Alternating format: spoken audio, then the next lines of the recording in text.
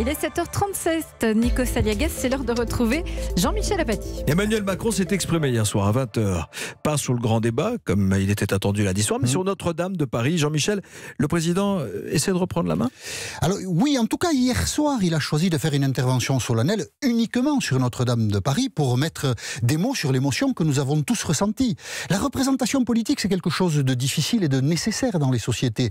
Et hier soir, la représentation politique qu'a offerte Emmanuel Macron était assez juste. Voilà. Il y avait de l'émotion, il a écarté la crise des Gilets jaunes, il a dit « je vous en parlerai dans les jours prochains ». Et il a bien fait selon vous? Ah oui, oui, je vais vous en reparler un petit peu après.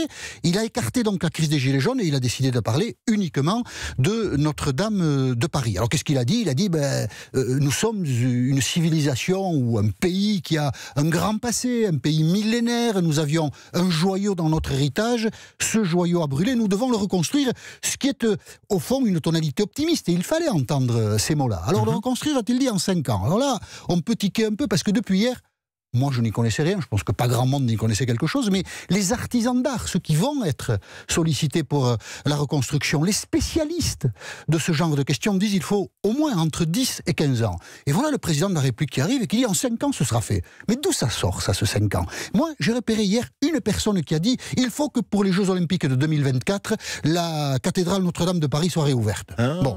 On va pas organiser les Jeux Olympiques de la chrétienté, Madame Hidalgo, puisque c'est elle qui l'a dit. Ça n'a rien à voir. Enfin, les Jeux Olympiques, c'est un rythme, et la cathédrale Notre-Dame de Paris, qui quand même regarde les siècles, c'est un autre rythme. Et ce volontarisme des hommes politiques qui fait fi de jugement des experts est quelquefois assez agaçant. Et entendre hier Macron reprendre les 5 ans, bon, c'était quand même très curieux. Bon. Ce bémol près, l'intervention était bien. Est-ce que la crise des Gilets jaunes, puisqu'on en a parlé tout à l'heure, Nikos, était totalement absente de l'intervention d'Emmanuel Macron? Pas tout à fait. Écoutez cette phrase curieuse. Nous sommes ce peuple de bâtisseurs. Nous avons tant à reconstruire.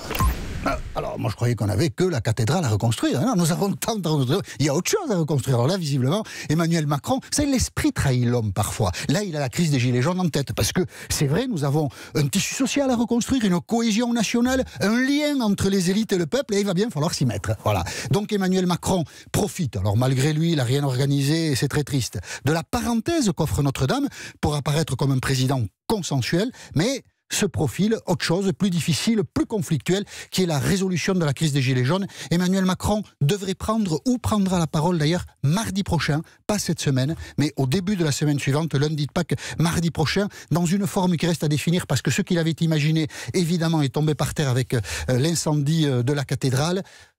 Emmanuel Macron profite encore de quelques jours du statut que lui offre la présidence de la République pour représenter des émotions collectives. La semaine prochaine, ce sera le temps de la bataille qui reviendra.